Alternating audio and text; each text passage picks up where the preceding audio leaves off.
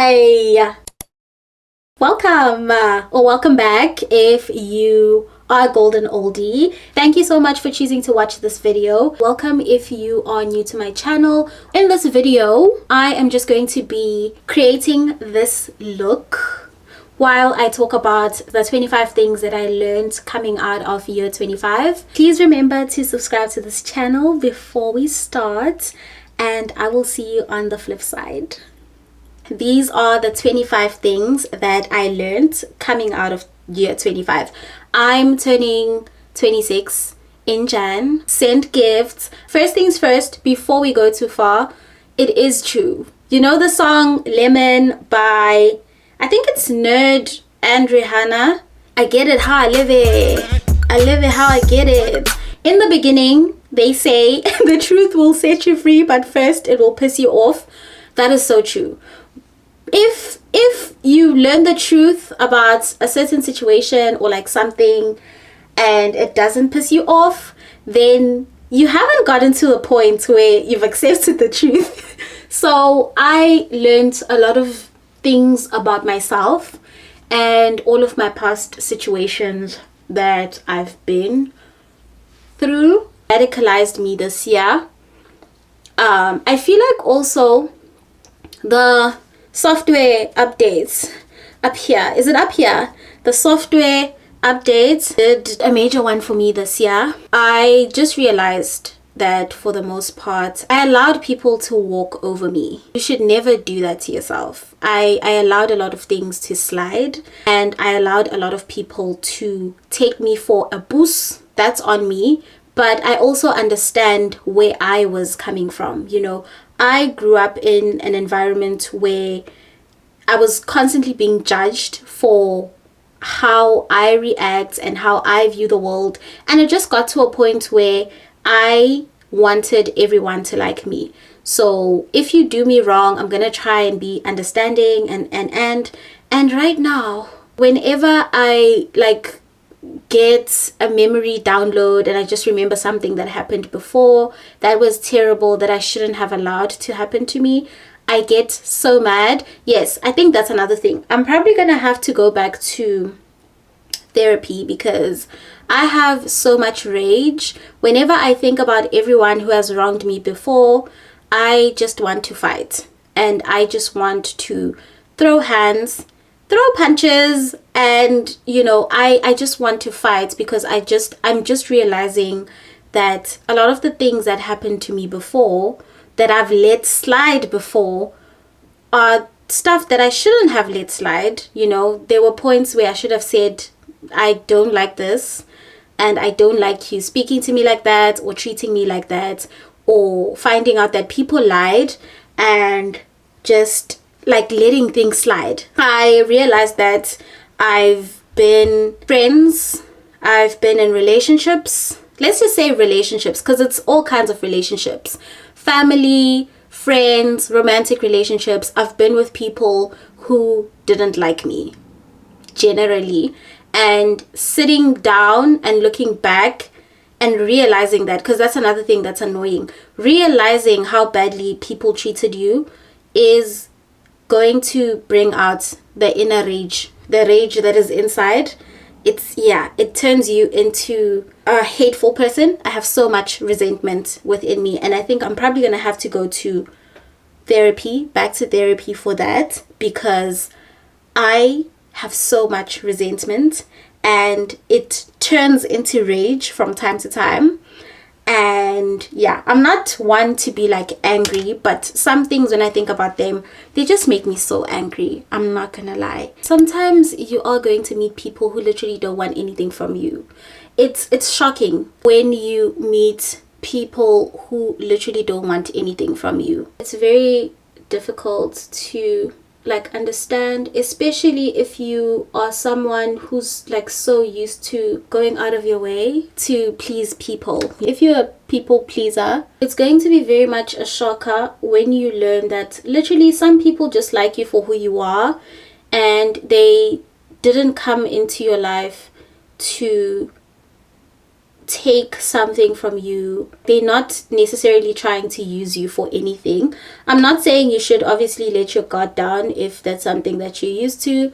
You still need to obviously vet people and just make sure that, you know, people are not in your life for malicious intentions. This is for my fellow people pleasers.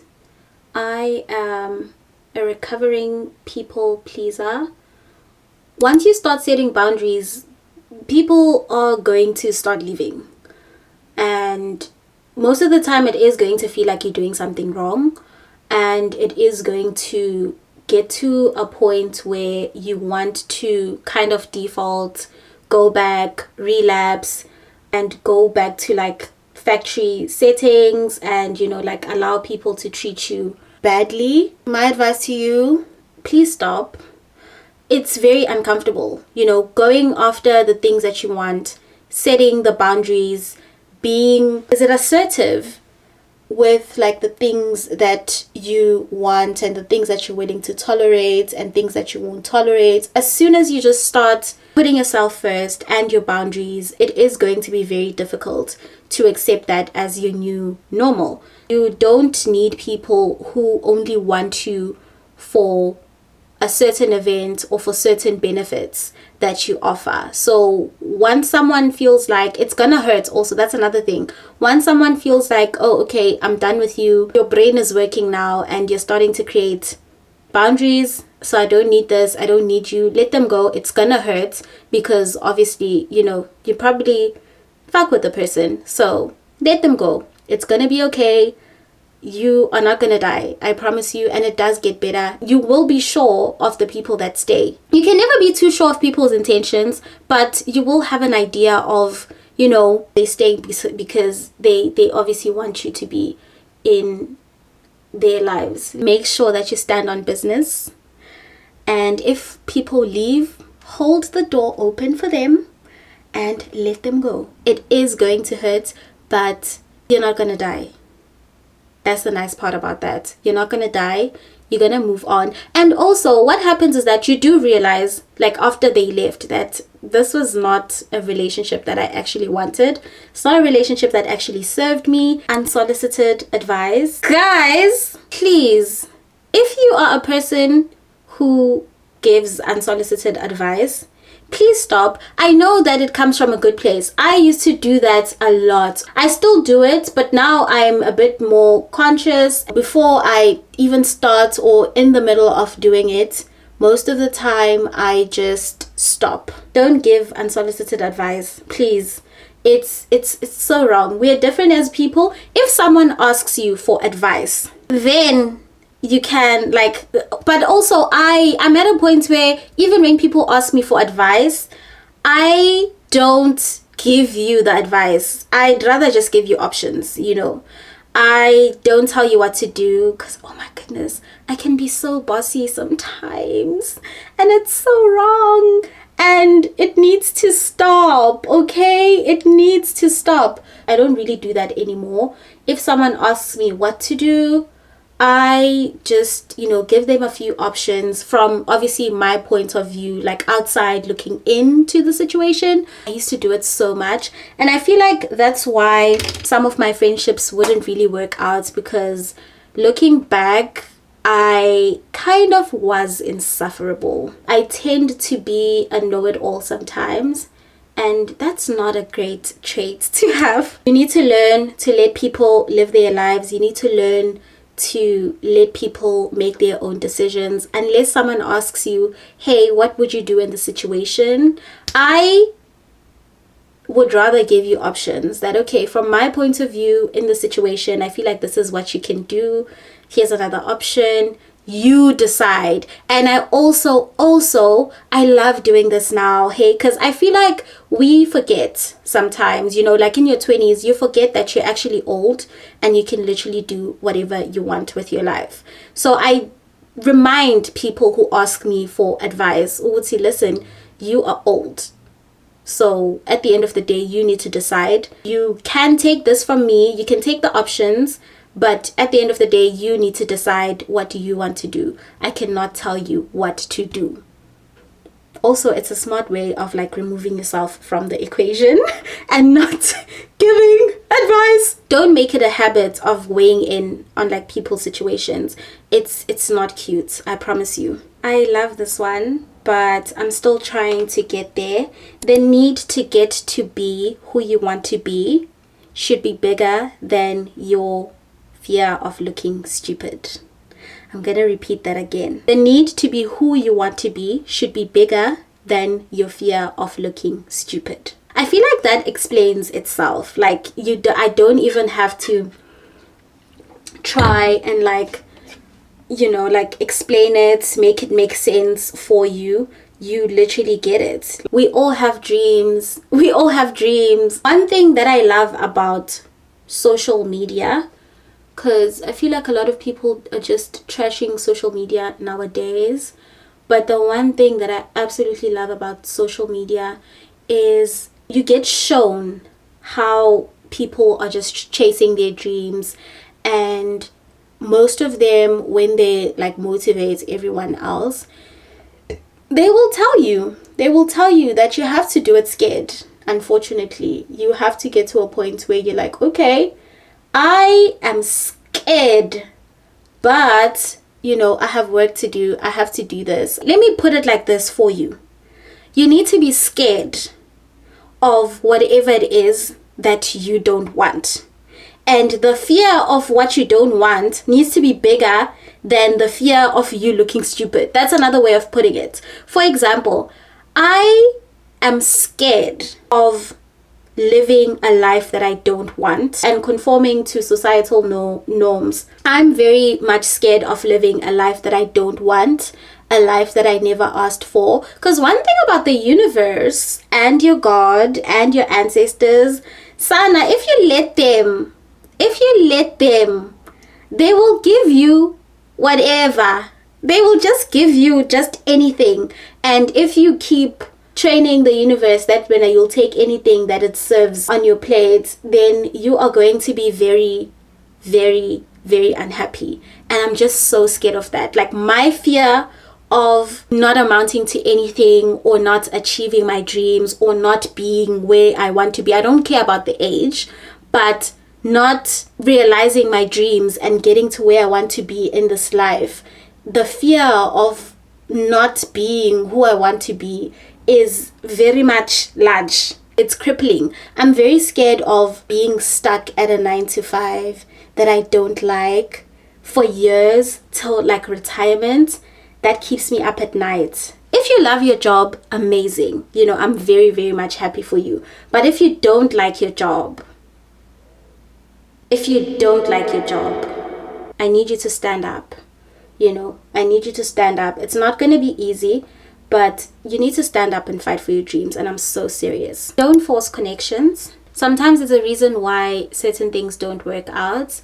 And I feel like there is a difference between seeing signs that you have to fight for a connection and seeing signs that you should actually just let it go. I'm not sure if this applies to everyone, but for me, if I'm not like meant to be connected to someone, no matter what I do, it's just never going to work out. If it's meant to be, it's going to happen.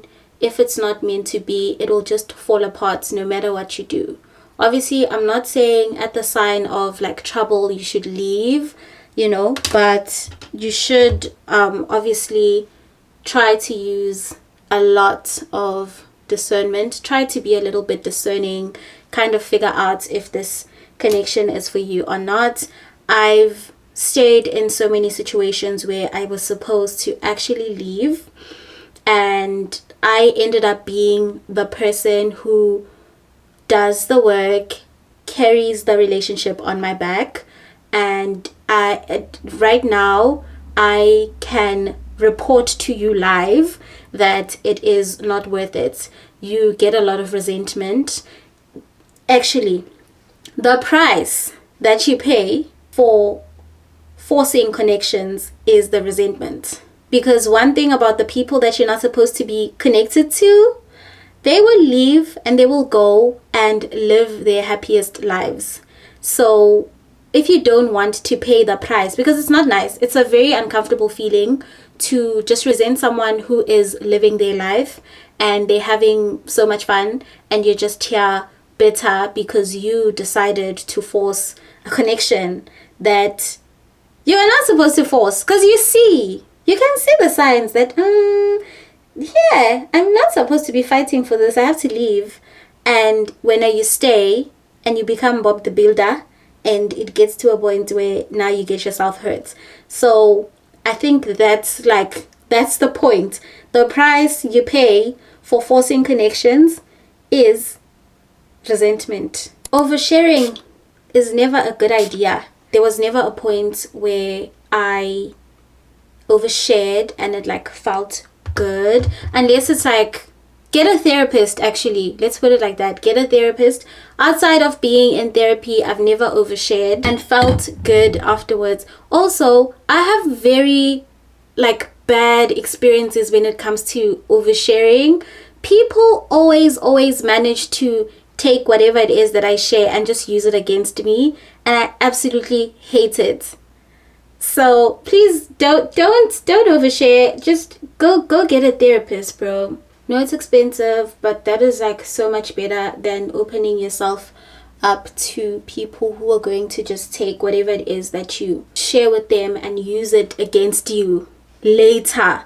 There's so many stories that I can share about that, where I've shared something with someone only for it to be used against me later. 90 to like 98% of the time, things are not going to go according to plan. I don't want you to panic, but I feel like ever since I accepted that and stopped getting mad about it every single time it happened, I feel like my life has gotten so much easier, and I'm able to like pivot very, very quickly instead of just being mad about stuff. It sucks when things don't fall into place the way that you thought they would. Things are not always going to go according to what you have in your mind. I don't think this is true for everyone. Some people, they set goals, they work towards them, and it's like, amazing, we're done, let's work, let's get it,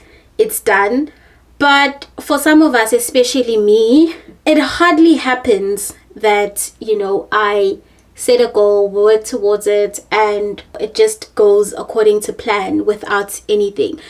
When that happens, I usually get very, very much suspicious that like what shit is about to go down right now, because it's too suspicious. Why are things going too well? I'm almost always expecting something to go wrong because I'm just so used to my life being wired like that. So I don't want you to panic when it comes to this part of life, because it is part of life. It's so normal.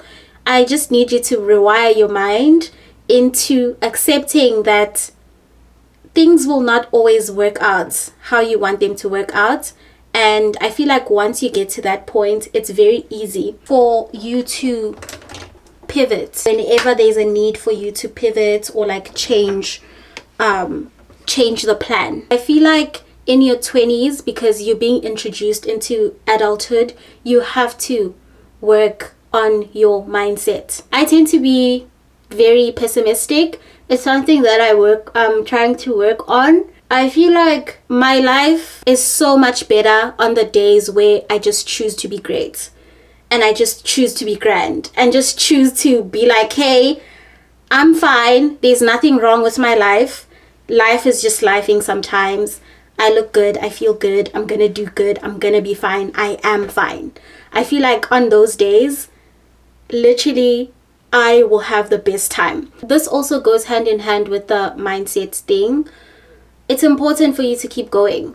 You know, whatever it is that you are going through, whatever it is that you're working on, whether it's a dream, your career, school, anything, it's so important to keep going. You know, I think for the like first part of my life, I think if we can put it like that, I was very big on quitting. And looking back right now, there were so many things that I gave up on that I shouldn't have. But I also look at it as, if maybe I didn't give up on those things, then I wouldn't be where I am today. If you can see that, you know, there's signs of a better life in whatever it is that you are pursuing, I need you to keep going. Because sometimes, guys, you don't know how good things are going to get. You don't know the time frame in which, you know, things are going to start looking up. And I think that's whenever you feel like giving up, that's when you should look at people who are already doing what you are trying to do.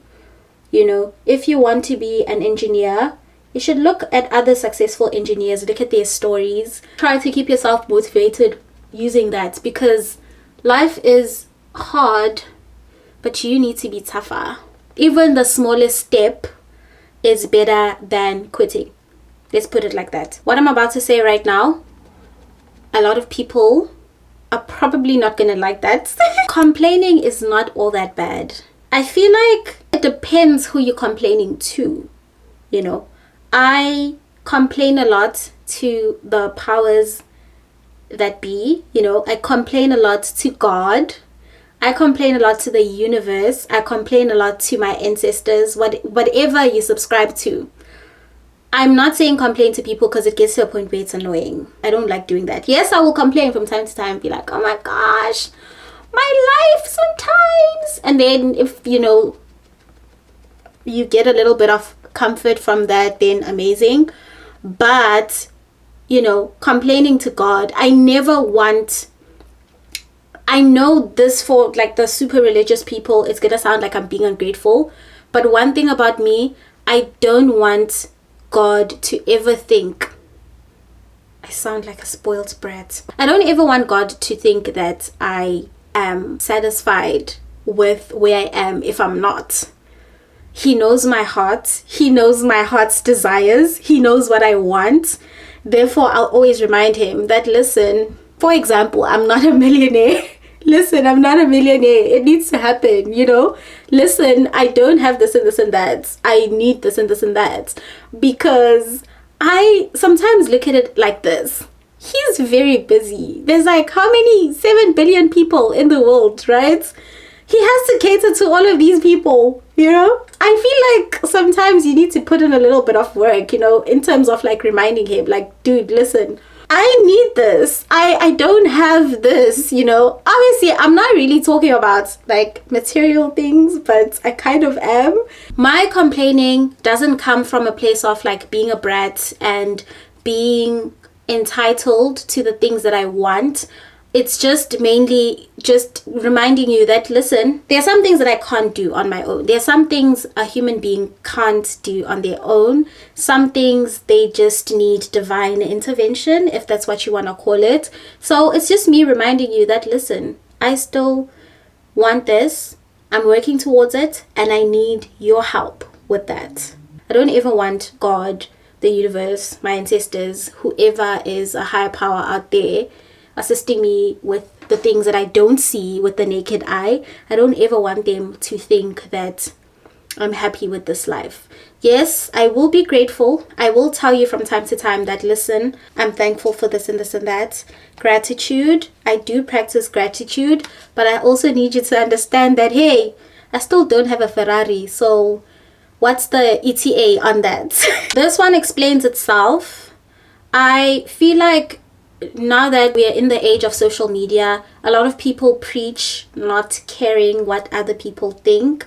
I think you actually should care about what other people think. Obviously, don't let it consume you and control your life, control how you live your life.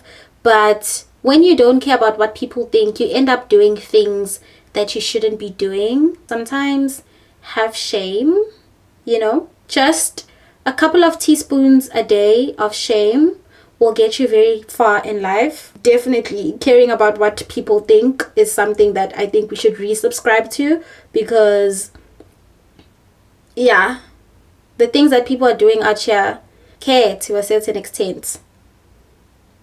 Shame. Have shame. Please don't make a habit of throwing away old clothes from your family members. Because what I've realized is that, you know, everyone is going back to thrifting, everyone is going back to trying to find vintage items. You literally have a lot of vintage items in your house, and every few years certain trends come back around. I'm not gonna say I'm a fashionista because I don't really know much about like the fashion industry like that. I just know that I like clothes, and I like clothes that look good, and I like clothes that are gonna look good when I wear them. So I've noticed that, you know, like there's a lot of fast fashion right now, and there's not a lot of high quality pieces in the world right now. So I think, you know, if you want to have fun with your clothes, don't be so quick to like throw away your mom's clothes or like donating them. Keep them. Obviously some people will take that as clutter, but it also saves you a lot of money. When the trends come back around, you already have the items, and your items are probably going to look way better than the fast fashion items that we are going to be buying. Just preserve the clothes, especially if it's good quality clothes, because clothes from the olden days, man, such great gems. Your job in your 20s is to just make money. Find ways to make money, because also another thing, you never know when another pandemic will hit. I feel like after witnessing that and after going through that, not knowing what's gonna happen, not knowing whether the bans are going to be lifted, not knowing what life is going to look like, you know, as someone who was not earning an income at that point, I would say try to make money and try to save, because you just never know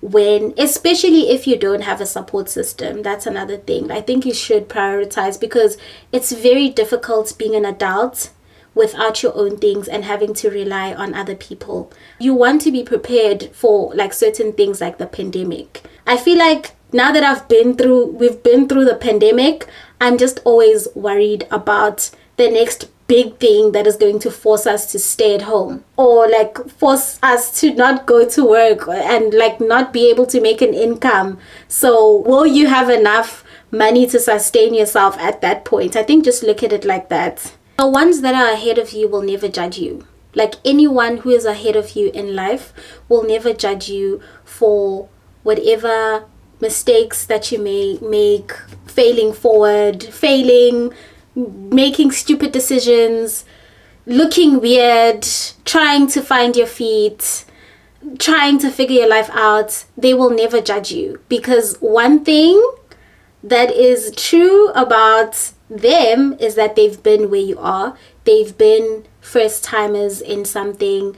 They've failed at something. They've been amateurs at something. They would never side eye you. Because what I realized also about that is that sometimes guys, when someone is like very judgy and like very, you know, like weird towards like you when you're trying to get to the next point in your life and trying to pursue your dreams, they're usually just jealous, you know. They usually admire what you are doing, and you know, they obviously can't get themselves to do it like how you're doing it right now, and then the next best thing to do at that point is just to be a hater. So whenever you feel like someone is just being a hater, don't take that to heart. Just take it as a compliment and keep it moving. If they were where they wanted to be in life, they wouldn't have the time to be scrutinizing your moves and being a hater. Do things with your chest. I don't remember what was going on in my life or what was going through my mind when I wrote this down. Have a little bit of audacity. Fear is such a thief. We tend to miss a lot of opportunities and a lot of good things that could be happening in our lives just because we are scared. A fellow chicken is talking right now. I have started just doing the things scared, and it's a little bit of exposure therapy. I get a lot of anxiety from it, but I just do it anyway. As I've said at some point in this video, your need to get to where you want to be, it needs to be bigger than your fear of looking stupid. And what I've noticed is that, you know, like after doing the thing and like realizing that you actually didn't die from doing the thing, you then start asking yourself, why was I so scared. For example, like posting every day. You know, sometimes you end up thinking that people are gonna think you are annoying. Big brands post every day and no one finds them annoying. And I started a series on Instagram and on TikTok, styling series, like just posting everyday looks and kind of moving away from like basic outfits. And it did so well, but I was so scared of posting every day. But by the time I was on like day 15 of like the 30 days, I was doing the damn thing like I had been doing it for a very long time. And I didn't die. I came out on the other side victorious. Stop hiding. Stop hiding. Why are you hiding? I think also dimming yourself and like hiding is just, why do you keep doing that to yourself? Stop doing that to yourself. It's very important for you to show yourself to the world. Take your rightful place in the world, because I feel like everyone in this world has, you know, a place. Everyone has a place in this world. And I think if you are not taking your rightful place, you are wasting space. Bars. Money does buy happiness. Don't let people lie to you. 99% of my problems would literally go away if I have money. Make money and be happy. Like, don't let people lie to you and say, hey, money doesn't buy everything. That is such a lie.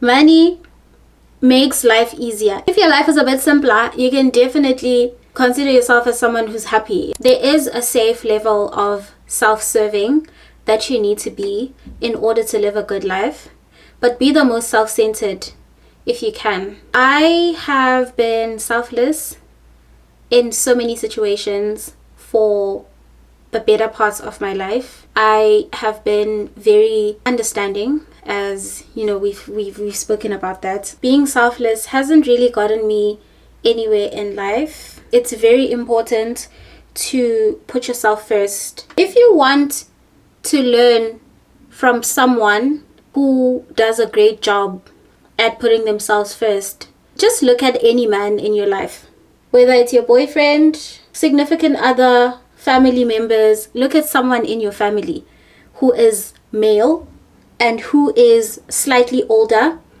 and look at their track record. You will find so many stories where they had an opportunity to be selfless, but they didn't take it. They took the road that led them to being happy. Just put yourself first whenever you can, especially when it comes to important things like school, making money, your job, opportunities, your health, anything that puts you in, you know, like a better position in the future or the near future. It's unfortunate. Looks matter.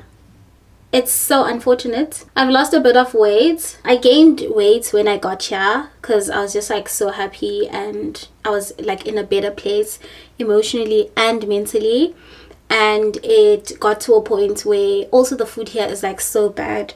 So I have a sweet tooth and the sugar in America is so bad for you. So I've just been having a lot of sugar. And you know, at some point I gained weight. I honestly didn't mind because I was like, I'm happy, so what? I lost a little bit of weight. I went back and I saw the pictures and the videos and I was just mortified. I was mortified. I was just like, who the hell is this? I looked so bad when I went back. And I've noticed, Uguti, here being skinny is, it gets you into certain rooms. And another point that goes hand in hand with like this, I'm just gonna say it right now, sometimes you need to see life and see things for what they are, because life is simpler that way. I think Alia's Face spoke about it in one of her videos, her chit chat Get Ready With Me's. She was like, sometimes you have to look at the situation, look at the norm and take things for what they are. Because if you are going to like keep fooling yourself into believing otherwise, you're gonna get hurt all the time. I don't even know how to explain this properly, but it's very important to look at things for what they are. For example, let's talk about beauty. I'm gonna say some things. If you don't agree with them, that's fine, but that's like how I feel, especially after seeing how life is around here. Looks matter in so many industries. For example, I would like to tap into being a content creator, being in, I don't want to say fashion, but let's put it like that, being in fashion, tapping into content creation, making money from it. It's unfortunate I have to look a certain way. Now, I'm not saying I need a BBL. I'm not saying I need to be skinny. Actually, let's put it like this. I feel like it makes sense if I'm going to provide examples. When I got here last year and I gained weight, it was very difficult for me to find clothes that fit. I only started enjoying fashion again when I lost a bit of weight and I started a series and I could actually keep up, because I had gone back to a point where I was now wearing smalls and mediums again. It had gotten to a point where the cuts here are like very, very small. A small is like extra small back home. Here, a large is like the equivalent to like medium from back home. So if I'm like trying to buy something that is a medium here, I would have to size up and get like a double XL, which at some point just wasn't working out for me as someone who wants to be in fashion, right? If you want to be in fashion, you have to fit in sample sizes. Most clothes are made in small, medium, and I think large, if I'm not mistaken. So you have to be able to fit into sample sizes. It just makes your life easier. Also, that's another thing. It makes your life easier. I'm not saying don't fight for change. I'm just saying sometimes doing your part, making your money, continuing with your life, going back home is so much easier than trying to, I don't know, fight for something. Or obviously don't want to also sound off, but that's just the truth. And I absolutely love that she brought this up, because it's how I felt for a very long time. It's just that people online, when you bring this forward, they are very quick to attack you. And it's like, I've seen so many women sharing stories that as soon as they lost weight, they started getting treated better. For example, remember, I've been losing weight. I could literally go out looking like this right now. That's what happened actually last night. I went to the store with the curling rods on, because obviously I didn't care. I just wanted to get what I wanted to get and come back home. Went to the store and a lot of people are just like, oh my goodness, you look so good, which is something that I didn't get when I was like bigger. You get treated a certain way when you lose weight, and it's unfortunate, Ubuti, that is the truth, you know. So you have to do with that information what you must. There's no need for you to subscribe to plastic surgery when you are in your early 20s. Please don't do that to yourself. I feel like also people just go into this whole thing not knowing, like not having done a lot of research. They just go into this after seeing their favorite like influencers and celebrities doing it, and it's like, dude, did you do the research though? The things that I used to be insecure about don't bother me anymore. And those things, I was insecure about them because other people didn't like the features on me. So then I obviously inherited all of that and I made it a me thing. And I made myself believe that it's coming from inside when it was not. For example, I was bullied a lot about my lips. I was bullied a lot about the shape of my head. I was bullied a lot about my bums. I was bullied a lot about my toes. I was bullied a lot about so many of like my features that I had no way of like changing at that point. And you know, just after growing into, you know, like a young woman, I love my lips. I love my lips, you know. And I realized that the people that were around me at that point, they probably didn't like the features because they were probably jealous, you know. I've had so many people say, you have really nice eyes, you have really nice lips. And I'm like, what were those people talking about, basically? I'm saying this to say, before you make any important decisions, just wait till you turn 25. And obviously I know that we're not all going to get the mighty software updates at the same time. For some it happens sooner, for some it happens a bit later, but it doesn't hurt to wait, mdase. For example, I've heard someone say, if you have a round face, you shouldn't do the is it buccal fat removal, so that your chin, not your chin, your cheeks could be like sunken, you know, have that effect, you know. And they were like, you don't need that if you have a round face, because when you grow, your face, like the whole thing happens naturally. So why would you then rush that process when you literally have a face that is going to go through the whole thing on its own as you age? When you're in your 20s, your body hasn't really fully developed, so there's no need for you to be getting a BBL.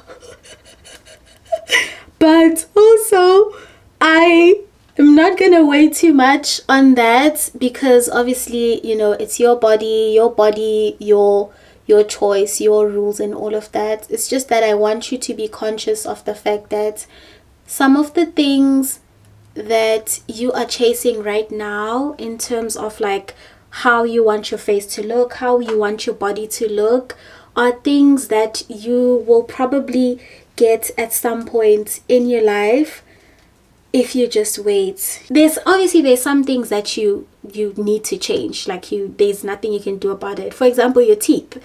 If you want to fix your teeth, you know. But like, there are some things that are just like a bit too drastic, because I've also seen like videos of people who regret doing plastic surgery, especially like when it comes to their faces, and they just like, there was a point where they started Botox. Why are you doing Botox when you're 21, bro? But I'm just saying, there's nothing wrong with you.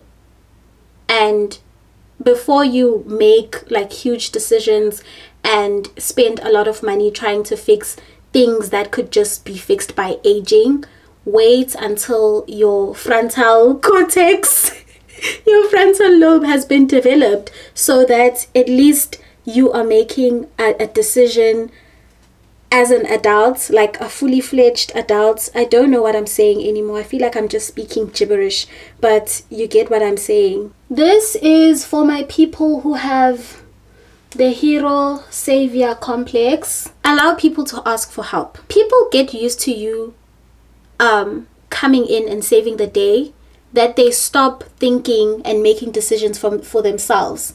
I used to be that person a lot. You know, like when someone is like, oh my goodness, I haven't done my hair. Instead of allowing them to figure it out, you know, figure out what hairstyle they want, figure out when they're going to do their own hair, I'll just step in and be like, come, let me do your hair. Like, you haven't even, sometimes the person is just trying to vent. I'm already coming up with solutions. And I think that sucks. If you are like a solution oriented person, like you're a fixer, it really, really sucks. It doesn't help. Instead, it gets to a point where people start depending on you because they know that you are the one with the brain and you save the day always. And then they start relying on you. And once people start relying on you, that's not a nice thing. It puts a lot of unnecessary pressure on you. So I've already given you a reason why you should stop.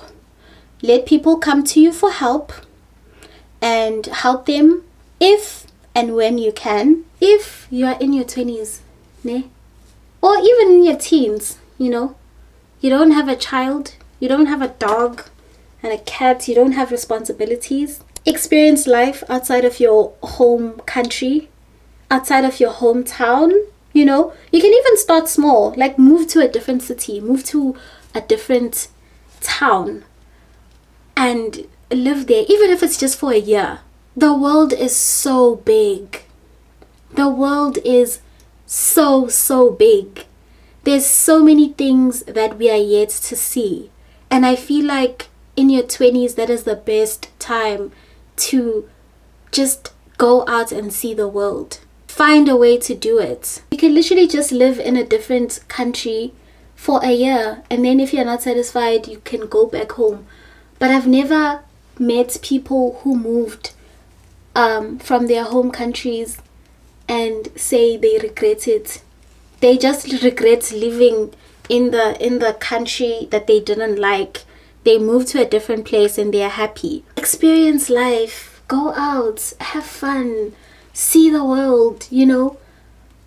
Yes, travel. But I'm talking about like living. Like see how other people are living in the world. See other cultures, other ways of life. Your life shouldn't be limited to the life that you've only lived in your home country. You have to experience life outside of your home country at least once in your life. When if you don't like it, you can just go back home, it's fine, or move to a different one. But guys, there's just so many cool, beautiful experiences out there. You just have to close your eyes and jump. You haven't met everyone who is going to love you and appreciate you and want to be in your life. And I know in this point in your journey, you know, like in your 20s, it feels so lonely. I think ever since I moved away from home, I think this is the most that I've felt lonely. I struggle with making friends. I have major trust issues. I don't want to get played again, you know, things that I need to work on. When I heard the person who share this, I was just like, okay, I think I need to relax. Like, you're literally in your 20s. Your life is just beginning. I think we should just be excited about the relationships that we are going to have in the future is what we're supposed to be excited about, you know? So yeah, you haven't met everyone who is going to want to be in your life and who's going to appreciate you and love you just the way you are, you know. There's nothing wrong with you, you know. You just have to be patient until you find your tribe. Learn to be very stern and direct. This is for my people who tend to be people pleasers. If you are always scared of sounding a certain way or being perceived a certain way, then it's unfortunate. Oh, look at the difference. See, it also ties in with just setting boundaries and doing things with your chest. Be very stern, be very direct. If you are seeing someone and you're not sure how things are working, ask, what are we? Because people will use that to use you, and it never ends well. You have to teach yourself to, I think once you get to a point where you realize that a lot of things that you have to do in terms of like protecting yourself, respecting yourself, and in turn others respecting you, once you realize that when you do these things you're not gonna die, I feel like you become unstoppable. For example, asking a guy what are we, people have weaponized that and people have made others feel stupid for asking what are we, or now that you've asked what are we, the person is gonna start acting weird. I want to know, because I don't want to be reading in between the lines and seeing things that are not there. People should use their words. Now, I'm not saying you should take people's words and run with them. You obviously have to match with the actions and see if the actions align with the words. But if it has to get to a point where you have to ask, what are we? Then ask, because you want to know. There's absolutely nothing wrong. Also, when you're in your 20s, you're old. Are you aware of that? I think I need to keep saying this during this video so that you can understand. You are old. You are literally, I look so good. Oh my god. Don't let the internet fool you. You need people. You need human connection. I think with this one I was referring to like compromising sometimes. Obviously compromise when there's a need, you know. If you see that this doesn't really matter to me, I can compromise, you know, then do that. I feel like in this age of social media, everyone is just like, I don't need you, I'm gonna cut you off. No, please don't do that. There's a level of sacrifice that goes into having a healthy relationship, a great relationship with other people, a healthy connection. You have to do the difficult things sometimes. Every relationship needs work from both parties, because also it's not fair for one person to carry the whole load. That is not fair. If you do this to people, you are so wrong.